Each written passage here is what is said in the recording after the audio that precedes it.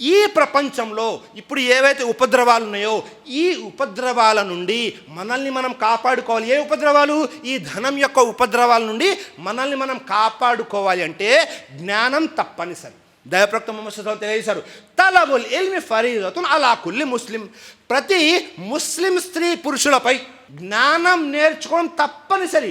ఒకవేళ జ్ఞానం లేదు అనుకోండి, మనం ఎప్పుడైనా సరే ఈ ఉపద్రవాల్లో చిక్కుకునే అవకాశం ఉంది. ఒకవేళ జ్ఞానం ఉంటే చూడండి, కారూన్ కాలంలో కూడా జ్ఞానం ఉన్న వాళ్ళ ఆలోచన ఎలా ఉంది అంటే, యాలైతనా మిస్లా మా ఊదియ కారూన్కు ప్రసాదించబడినదే మాకు కూడా ప్రసాదిస్తే బాగుండు అని ఎవరంటున్నారు? జ్ఞానం లేని వాళ్ళు అంటున్నారు. కానీ జ్ఞానం ఉన్న వాళ్ళు ఏమన్నారు?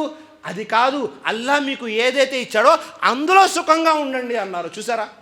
కాబట్టి ఎప్పుడు కూడా మనం జ్ఞానంతో ఉండాలి, జ్ఞానంతో నేర్చుకోవాలి, జ్ఞానం నేర్చుకుంటూ ఉండాలి. ఆ జ్ఞానం యొక్క వెలుగులోనే మన జీవితం ఉండాలి. అలాగే ఈ జ్ఞానం ఉంది అనుకోండి, ఈ ఇహలోక జీవితం యొక్క యథార్థత ఏమిటి అనే విషయం మనకు తెలుస్తుంది. దైవప్రవక్త ముహమ్మద్ సల్లల్లాహు అలైహి వసల్లం తెలియజేశారు, తిర్మిజీ షరీఫ్ యొక్క హదీస్, లౌకానతి దున్యా తాదిలు ఇందల్లాహ్ జనాహ బౌదతిన్ మాసక కాఫిరం మిన్హా షరబతమాయిన్. అల్లాహ్ దృష్టిలో ఈ పూర్తి ప్రపంచం యొక్క విలువ ఒక దోమ రెక్కంత కూడా కాదు. సుబ్హానల్లాహ్. పూర్తి ప్రపంచంలో ఉన్న సంపద, ఈ పూర్తి ప్రపంచం యొక్క విలువ అల్లా దృష్టిలో ఒక దోమ రెక్కకు ఉన్నంత విలువ కూడా లేదు.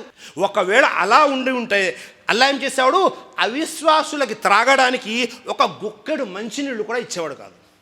అల్లా దృష్టిలో ఈ ప్రపంచం యొక్క విలువ ఏమీ లేదు, కేవలం ఒక దోమ రెక్క. ఒకవేళ ఈ విషయము జ్ఞానం ద్వారా మనకు తెలిసిందనుకోండి, ఈ ఉపద్రవాల్లో మనం పడతామా? పడము. మనల్ని మనం జాగ్రత్త చేసుకుంటాము. కాబట్టి మనం ఏం చేయాలి? జ్ఞానంతో ఎప్పుడు కూడా ఉండాలి, జ్ఞానంతో ఆలోచించాలి. ఏడో విషయం ఏమిటి అంటే, ఏదైతే సంపద మనకు దొరుకుతుందో ఆ సంపదని సద్వినియోగం చేసుకోవాలి. మనము మంచి విషయాలకు ఖర్చు పెడుతూ ఉండాలి ఆ సంపదని. ఒకవేళ సంపద వచ్చిన తర్వాత మీరు అల్లా యొక్క హక్కుల్ని తీర్చడం లేదు, మీరు దాసుల యొక్క హక్కులు తీర్చడం లేదు, మీరు బంధువుల హక్కులు తీర్చడం లేదు, అప్పుడు అనేక రకాల సమస్యలు ఉత్పన్నమవుతాయి. ఇంట్లో మీ భార్య పిల్లలు మీ మాట వినరు. చాలామంది చెబుతుంటారు, ఇంట్లో మా పిల్లలు మా మాట వినడం లేదండి. పిల్లలు అవిధేయులుగా తయారైపోతారు, ఇంట్లో భార్యలు అవిధేయులుగా తయారైపోతారు. ఇంట్లో ఎప్పుడు కూడా అనేక రకాల సమస్యలు ఉంటాయి. ఆ సమస్యలు ఎలా ఉంటాయి అంటే, మీరు అనుకుంటూ ఉంటారు, ఏమని అనుకుంటూ ఉంటారు? అల్లా నా ఆస్తి మొత్తం తీసేసుకొని ఈ సమస్యల నుండి దూరం చేస్తే చాలు అనుకుంటుంటారు. అల్లా నా ఆస్తి మొత్తం తీసేసుకొని నాకు మంచి ఆరోగ్యాన్ని ఇస్తే చాలు అనుకుంటుంటారు. అప్పుడప్పుడు చూస్తూ ఉంటాము. ఎందుకంటే ఎవరైతే ధనవంతులు ఉంటారో, ఎవరైతే బాగా సంపాదించిన వారు ఉంటారో, ప్రతిరోజు ప్రశాంతంగా నిద్రపోతారా? ఎంతోమంది పిల్స్ వేసుకొని నిద్రపోతుంటారు, టాబ్లెట్ మింగి నిద్రపోతూ ఉంటారు, నిద్ర రాదు వాళ్ళకి. అదే రోడ్డు మీద చూడండి, రోడ్డు మీద రిక్షా తొక్కునే వాళ్ళు ఉంటారో, చిన్న చిన్న పనులు చేసుకున్నారు, ప్రశాంతంగా పండుకుంటారు ప్లాట్ఫామ్ మీద. ఎలాంటి చీకు చింత ఉండదు, ఎలాంటి ఆరోగ్య సమస్యలు ఉండవు. కాబట్టి ఎప్పుడైతే అల్లా మనకు ప్రసాదించాడో దానిని మనము సక్రమమైన మార్గంలో ఖర్చు పెట్టాలి సోదరులారా. ఒకవేళ ఖర్చు పెట్టలేదు అంటే అనేక సమస్యలు ఉత్పన్నమవుతాయి. చివరిది ముఖ్యమైనది ఏమిటి అంటే, అల్లా ఏదైతే మనకు ధనం ఇస్తాడో ఇది మాత్రమే అనుగ్రహం కాదు, అల్లా మనకు ధనం ఇవ్వకపోవడం కూడా ఒక అనుగ్రహం. సుబ్హానల్లాహ్. అల్లా మనకు ధనం ఇవ్వకపోవడం కూడా ఒక అనుగ్రహం.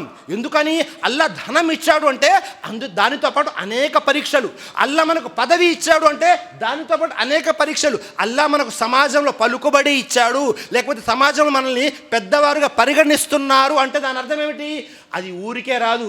ధనమైనా, పదవైనా, పలుకుబడైనా ఇవన్నీ కూడా అనేక పరీక్షలు తీసుకొని మన దగ్గరికి వస్తాయి.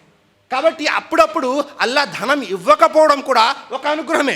చూడండి, కారూన్ యొక్క దర్బార్లో ఉన్నటువంటి వారు కారూన్ని ఎప్పుడైతే భూమిలో కూరుకుపోవడం చూశారో అప్పుడేమన్నారు? లౌలా అమ్మన్నల్లా అలైనా లక సఫాబినా. అల్లా కృపయే కనుక మాపై లేకుండా ఉంటే, ఒకవేళ కారూన్కి ఇచ్చినటువంటి ధనము వీళ్ళకి ఇస్తే ఏమయ్యేది? వీళ్ళు కూడా అలాగే కూరుకుపోయేవారు. కారూన్కి ఇచ్చినట్టు ధనం వీళ్ళకి ఇస్తే వీళ్ళు కూడా అలాగే వెళ్ళిపోయేవారు. కాబట్టి అల్లా ఎప్పుడు కూడా ధనం ఇవ్వడమే అనుగ్రహం అనుకోవద్దు. అల్లాకు తెలుసు మన యొక్క స్థాయి ఏమిటి, మన యొక్క ఆలోచన ఏమిటి, మనము ధనం వస్తే ఏం చేస్తాము అనే విషయాలు అన్నీ కూడా అల్లా యొక్క జ్ఞానంలో ఉంటాయి. కాబట్టి మనం ఏం చేయాలంటే లేని దాని గురించి కంగారు పడవద్దు. అల్లా మిమ్మల్ని ధనవంతులుగా పెట్టాడా? అక్కడ ఎలా ఉండాలో అలా ఉండండి. అల్లా మిమ్మల్ని పేదవారుగా పెట్టారా, అక్కడ ఎలా ఉండాలో అలా ఉండండి. అల్లా మీకు పదవి ఏదైనా ఇచ్చాడా, అక్కడ ఎలా ఉండాలి. అల్లా మీకు పదవి ఇవ్వలేదా, అక్కడ ఎలా ఉండాలి. ప్రతి దశలోనూ మనము జ్ఞానం ప్రకారంగా ఆలోచించి ఉండాలి సోదరులారా. లేదు అంటే ఏమవుతుందో తెలుసా, ఎవరికైతే ధనం దొరికిందో, ఎవరికైతే పదవులు దొరికాయో వాళ్ళు అప్పుడప్పుడు బాధపడుతుంటారు. ఇన్ని సమస్యలతో ఈ పదవి అవసరమా, ఇన్ని సమస్యలతో నాకు ఈ పదవి ఎందుకు, ఎవరైనా ఈ పదవి తీసేసుకుంటే బాగుండు అనుకుంటుంటారు. ఇన్ని సమస్యలతో ఈ ధనం నాకెందుకు అనుకుంటుంటారు. కాబట్టి ఎప్పుడు కూడా అల్లా ఇవ్వడమే అనుగ్రహం కాదు, అప్పుడప్పుడు ఇవ్వకపోవడము, ఇచ్చింది తీసుకోవడం కూడా అల్లా యొక్క అనుగ్రహమే. ఈ విషయాన్ని మనం ఎప్పుడు కూడా గమనిస్తుండాలి సోదరులారా. కాబట్టి కారూన్ యొక్క జీవితంతో మనం నేర్చుకోవాల్సిన గుణపాఠాలు చాలా ఉన్నాయి. ప్రతిరోజు ప్రతి దశలోనూ మనం ఏ విధంగా ఉండాలి, ఏ విధంగా ఉండకూడదు అనే దానికి అత్యుత్తమ నిదర్శనం ఏదైనా ఉంది అంటే అది కారూన్ యొక్క జీవితం.